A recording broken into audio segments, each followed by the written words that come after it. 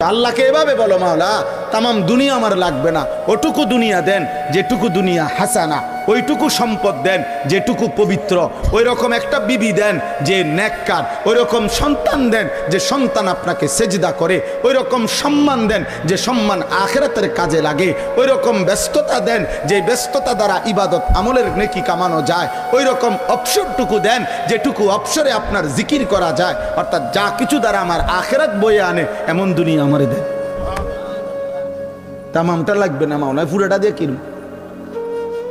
ওয়াফিল আখিরাতি হাসানা, আখিরাতও যা উত্তম তাই দেন।